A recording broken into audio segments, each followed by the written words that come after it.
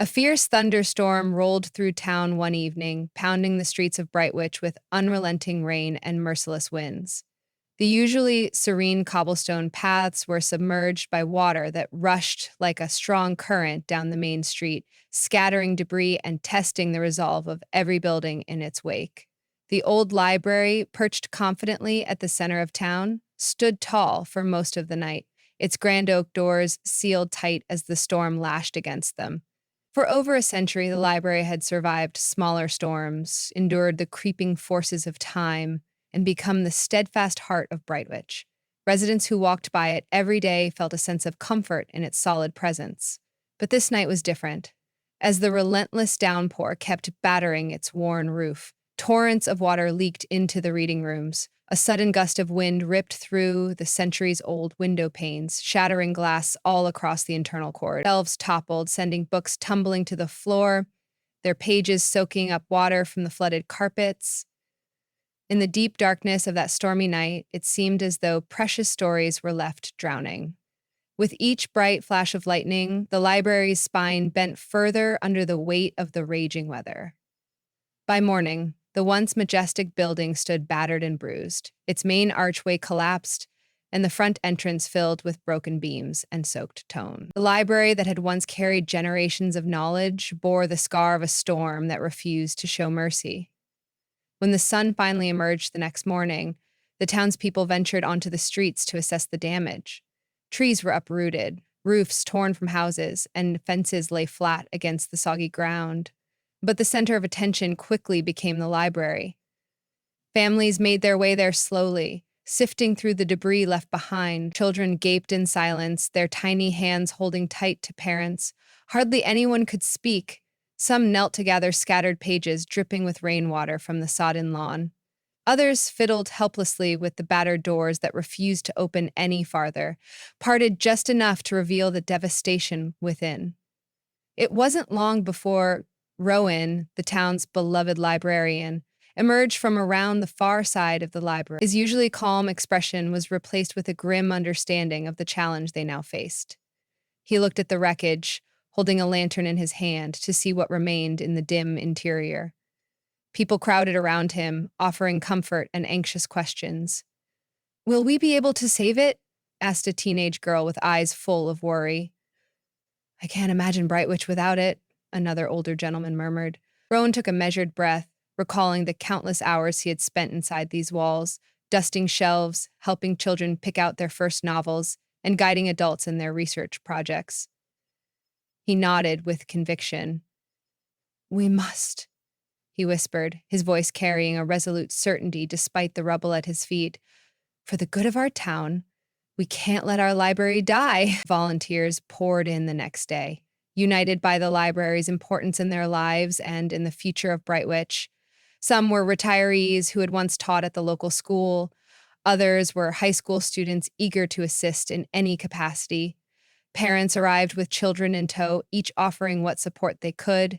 People brought shovels, brooms, tarps, boxes, and an unlimited supply of determination.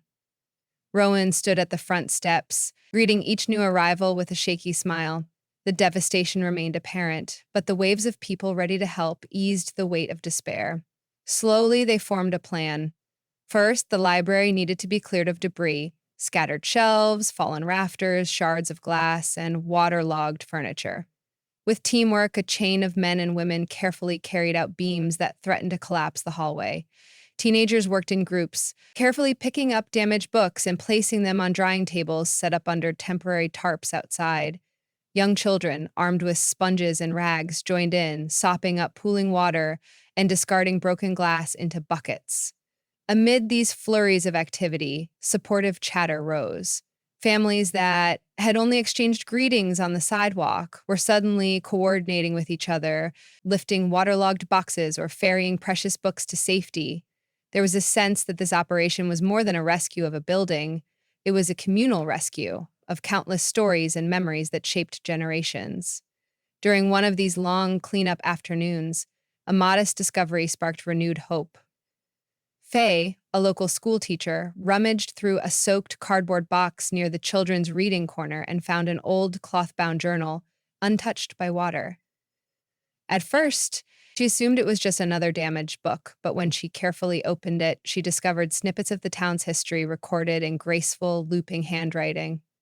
The journal belonged to a librarian from a century ago, each page detailing not just library acquisitions, but glimpses of daily life in Brightwitch festivals, births, storms of a bygone era, and how even then the library served as a cornerstone for the community.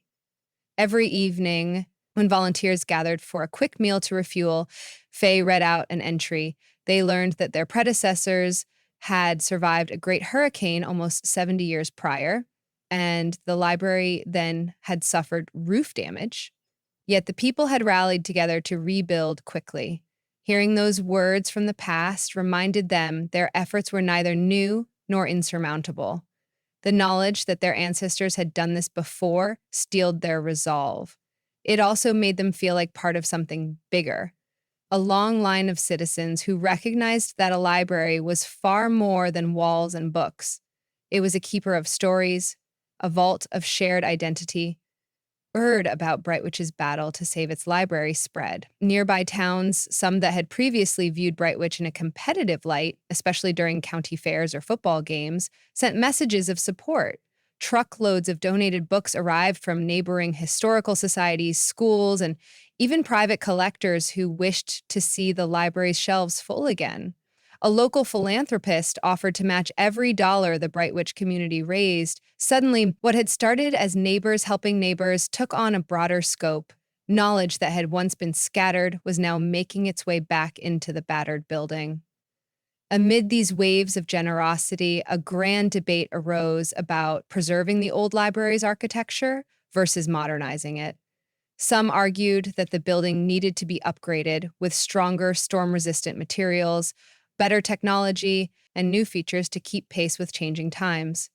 Others worried it would lose its charm if the red brick facade was replaced, or if the oak reading tables gave way to new metal ones.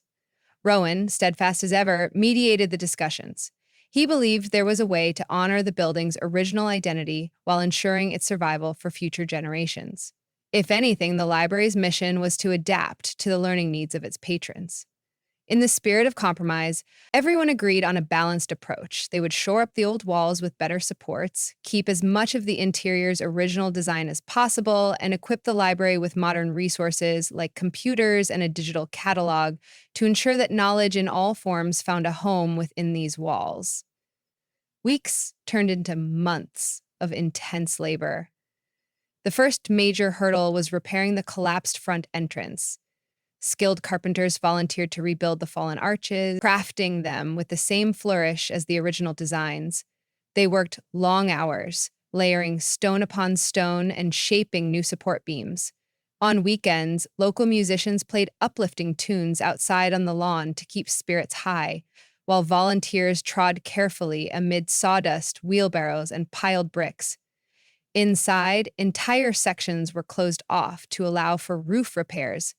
Sections of the interior walls had to be torn out to install more durable insulation, along with upgraded wiring to support new technology. At first, seeing the beloved library stripped down pained the onlookers. Planks of wood replaced the once familiar paneling, and the painted murals that had adorned the children's area were carefully removed for restoration. Yet, as progress advanced, the volunteers began to see what might be the library's ultimate transformation. Underneath the scaffolding and layers of fresh plaster was a strong, rejuvenated structure that echoed the library's former grandeur, ready to live on for decades to come. People signed up to help with painting, cleaning, and sorting books, forging new friendships in the process. The hum of conversation and laughter was a reassuring sign that the library, in a sense, lived on in the spirit of those who were determined to see it thrive again. As the main building was slowly stitched back together, community members also turned their efforts to salvaging and restoring the wet books. This was a painstaking task requiring patience and careful attention. An entire team worked under the guidance of Sarah, a volunteer who had learned professional book restoration techniques from her father many years ago. She set up a small lab in the newly cleared storeroom and commenced the methodical process of drying, cleaning, and reinforcing older volumes. Hair dryers, dehumidifiers, and fans were strategically placed to rescue books that had only been dampened. More severely waterlogged texts were placed in special freezers to prevent mold growth, awaiting more thorough repairs. Pages were separated gently, flattened with blotting paper, and placed under weights to straighten curled corners. The flick of pages and the muted hum of fans accompanied Sarah's patient commentary to her team. Remember, the older the book, the more delicate the binding. Gentle hands, my friends. Meanwhile, children who wandered inside would watch with wide-eyed wonder at this somewhat mysterious process, like an ancient ritual for preserving knowledge. Sarah would smile at them, explaining that each book represented thousands of thoughts and words that someone once felt urgent enough to record, and thus needed saving. Observing pages return to their shape, as gold ink reemerged from beneath layers of silt and water damage, was a triumph for everyone. Each restored piece was a testament to Brightwitch's unwavering commitment to ensuring the legacy of knowledge lived on, even in the face of natural adversity. As the library neared completion, the empty shelves were slowly filled with a combination of rescued books, rescued memories, and generous new donations.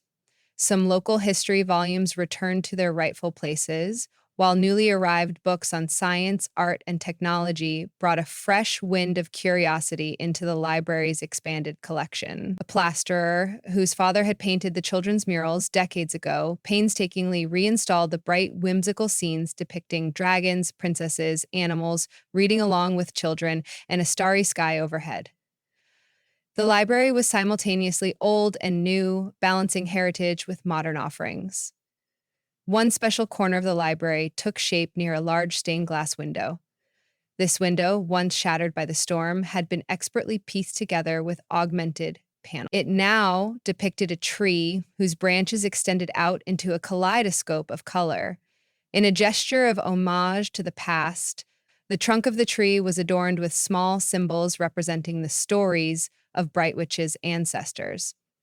People recognized family names, local folklore references, and tributes to librarians past who had shepherded the building through its many incarnations. Below this radiant window, Rowan placed a new reading bench carved from the wood of a fallen oak trunk salvaged from the library's grounds. Here, a visitor could read a book while sunlight filtered through the stained glass, creating a rainbow tapestry of light on the pages. All that remained was the grand reopening. Invitations were sent not only to the townspeople, but also to everyone who had contributed, neighboring librarians, donors, construction workers, and even traveling storytellers who had once performed in the reading room. On the morning of the event, local bakers set up stalls outside, offering sweet rolls, cookies, and hot drinks. There was a sense of anticipation in the crisp autumn air, as though the entire community braced themselves for the moment the library's doors would be officially declared open again. Rowan, still carrying the old lantern he had used during those first bleak days of assessment, stood at the head of the steps once more. A hush spread through the crowd as he cleared his throat. Some months ago, he began, we stood here, not sure if we could bring this building back to life. We were uncertain that these walls could stand again and hold the knowledge that they once did. But Brightwitch is a town of strong hearts. Together, we didn't just rebuild the library. We rebuilt our faith in one another and in the power of ideas. The library is bigger than any storm because each of you contributed your time, your skill, and your love. And now we invite you to come inside and explore your new home of knowledge. He lifted a large key, a ceremonial gift from the carpenters, toward the newly outfitted lock and turned it. The door swung open, revealing a gleaming atrium flooded with natural light. Applause and cheers filled the air, echoed by laughter and tears, as people stepped in for a first look at the masterpiece they had saved. Inside, the building was awash with a joy that radiated from every corner. Families guided one another to see their favorite sections, now fresh and inviting. Children burst into excited chatter as they discovered newly arrived storybooks. Musical notes drifted through the library. Someone had brought along a violin, filling the spaces in between with a gentle melody that seemed to dance over the pages of centuries of written word. Conversations rose, celebrating not only the architecture and the fresh paint, but the sense of togetherness that came from a job well done. In quieter moments that day, some people lingered over the diaries saved from the storm, comparing notes from the community's history. Others scoured the shelves to find the exact books that had once fueled their younger imaginations. Teachers pored over the brand new science, math, and literature volumes. The older generation smiled, remembering the library as it once was, proud to have borne witness to its rebirth. High in the rafters, the newly secured beams stood in silent satisfaction, carrying the weight of Brightwich's aspirations. A few hours into the celebration, people gathered once again near the reading bench by the stained glass window. Someone mentioned how, in the throes of the storm's wreckage, no one had believed the library could be salvaged fully. In harmonizing their individual strengths, they had meticulously pieced it back together, stronger than before. Children who had never even experienced the old library's warmth would now grow up with a state-of-the-art resource that retained the soul of history. The storm might have tested Brightwich's resilience, but in that test, the community uncovered its deepest well of strength, an unshakable belief that knowledge and the places that preserve it underpinned their unity and progress. The day wound down with volunteers stacking chairs, families saying their goodbyes, and Rowan dimming the lights in the main hall as the last visitors reluctantly left the building. The library's glass doors shone, reflecting the final glow of a mellow sunset. With that came a satisfying stillness, the resonance of a community's heartbeat now etched into those rebuilt walls. The storm had come, tearing away at the old. Yet just as in the pages of the documents preserved by librarians past, Brightwich had once again proven itself capable of rising, forming an unbreakable bond over the passion for learning and the commitment to preserve it for future generations. And so, in the hush of that new evening, tucked away in the center of town, the library stood as a living beacon, rebuilt, renewed, and ready to enlighten souls for years to come.